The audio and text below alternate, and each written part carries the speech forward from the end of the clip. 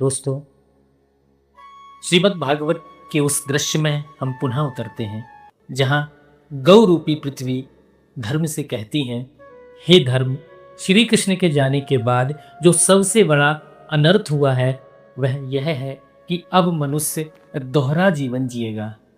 दोहरा जीवन जीने का अर्थ क्या है? इसका अर्थ है एक चेहरा समाज के लिए और एक असली चेहरा एकांत के लिए। पृथ्वी माता कहती हैं कि जब तक श्याम सुंदर यहाँ थे तब तक मनुष्य का हृदय दर्पण की तरह साफ था। जो भीतर लहर उठती थी वही जुबान पर आती थी। लेकिन अब आर्जव यानी सरलता वैकुंठ चली गई है। दोस्तों, भगवान का अगला गुण है आर्जव यानी सरलता। माता पृथ्वी कहती हैं कि अब लोग डिप्लोमेसी और मैनेजमेंट के नाम पर कुटिलता को पूजेंगे। जहां सरलता नहीं है वहां कृष्ण नहीं है, क्योंकि कृष्ण का एक नाम आर्जव निधि है। अध्यात्म की गहराई में आर्जव का अर्थ केवल सीधा बोलना नहीं है, बल्कि भीतर की गांठों का खुल जाना है। हम सब गांठों से भरे हैं। किसी के प्रति नफरत की गांठ, किसी के प्रति ईर्ष्या की गांठ, अपने पद का अहंकार, ये सब हमारे व्यक्तित्व को टेढ़ा बना देते हैं। विचार कीजिए, एक छोटा बच्चा सबको क्यों प्यारा लगता है? क्योंकि वह सरल है। वह रोता है तो पूरा रोता है और हंसता है तो पूरा हंसता है। उसमें कोई कैलकुलेशन नहीं है। जैसे जैसे हम बड़े होते हैं हम कैलकुलेटिव हो जाते हैं। हम प्रेम भी हिसाब लगा कर करते हैं। यही अशोच है। आर्जव का अर्थ है वापस बच्चा बन जाना, अपनी जटिलताओं को गलाकर उस सहज स्थिति में आ जाना जहां भगवान को आपसे बात करने के लिए किसी माध्यम की जरूरत ना पड़े। एक बहुत प्रतापी राजा थे। उनके पास अपार धन था, बड़ी बड़ी डिग्रियां थीं और वे शास्त्रों के प्रकांड पंडित थे। वे अपनी चतुराई के लिए प्रसिद्ध थे। एक दिन उन्हें पता चला कि जंगल में एक सरल संत रहते हैं जो कहते हैं कि भगवान को पाना दुनिया का सबसे आसान काम है। राजा अपने लाव लश्कर और स्वर्ण आभूषणों से लदकर संत की कुटिया पर पहुंचे। राजा ने बड़े गर्व से कहा, महाराज, मैंने सारे शास्त्र पढ़ लिए हैं, हजारों यज्ञ किए हैं, फिर भी मुझे शांति नहीं मिली। आप कहते हैं भगवान को पाना आसान है, बताइए क्या करना होगा। संत उस समय मिट्टी से एक खिलौना बना रहे थे। उन्होंने राजा की ओर देखा भी नहीं और कहा, हे राजन, अपनी इन रेशमी कपड़ों को उतारो, इस मुकुट को एक तरफ रखो और मेरे साथ इस मिट्टी में बैठकर एक खिलौना बनाओ। राजा को बड़ा गुस्सा आया। उसने कहा, मैं चक्रवर्ती सम्राट हूं, मैं मिट्टी से खिलौना बनाऊंगा? मैं यहाँ ज्ञान लेने आया हूं, मिट्टी ढोने नहीं। संत मुस्कुराए और बोले, राजन, तू ज्ञान लेने नहीं, अपनी चतुराई की पुष्टि करने आया है। तेरे भीतर हजारों पर्दे हैं। तू राजा होने के पर्दे के पीछे छिपा है, तू पंडित होने के पर्दे के पीछे छिपा है। जब तक तू इन पर्दों को नहीं हटाएगा तब तक आर्जव यानी सरलता का उदय नहीं होगा। तू इतना टेढ़ा हो गया है कि तू मिट्टी को भी मिट्टी नहीं देख पा रहा है, उसे अपनी शान के खिलाफ समझ रहा है। राजा को बात समझ नहीं आई। वह लौट आया।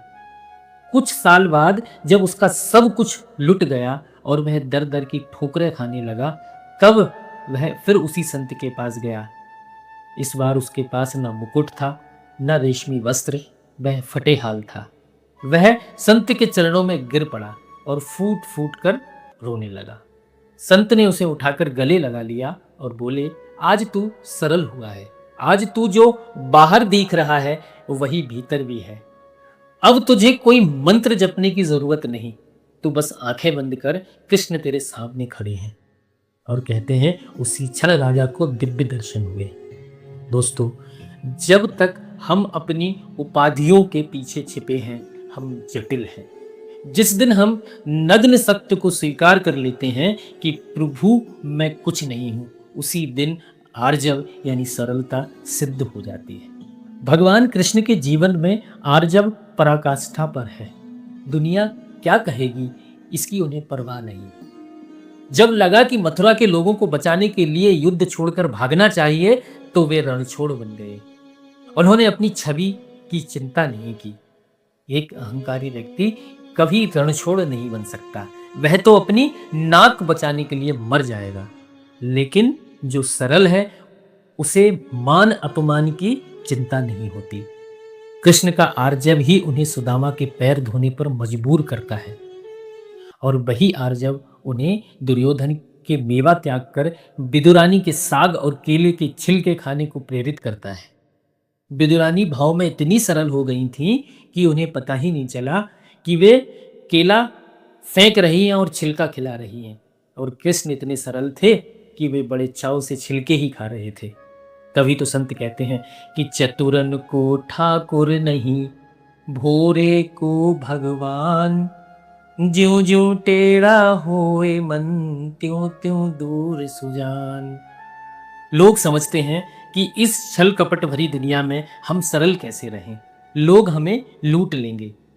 दोस्तों, दुनिया आपको लूट सकती है, लेकिन परमात्मा आपको अपना बना लेगा, और जिसे परमात्मा मिल गया उसे लूटने वाला कोई पैदा नहीं हुआ।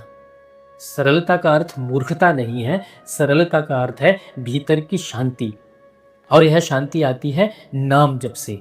जब हम निरंतर कृष्ण नाम का आश्रय लेते हैं तो वह नाम हमारे अहंकार की परतों को एक एक करके छील देता है।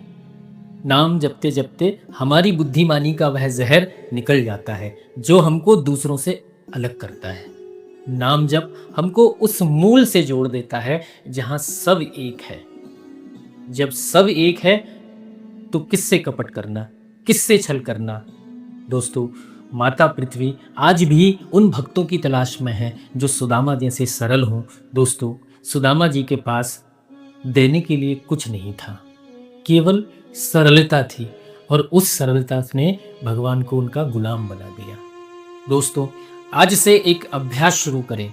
दिन में कम से कम एक बार अपनी किसी ऐसी गलती को स्वीकार करें जिसे आप अब तक छिपा रहे थे। अपने आराध्य के सामने जाकर कहें, प्रभु मैं इतना कुटिल हूँ, मुझ पर कृपा कीजिए। यह स्वीकार करना ही आर्जव की यानी सरलता की पहली सीढ़ी है।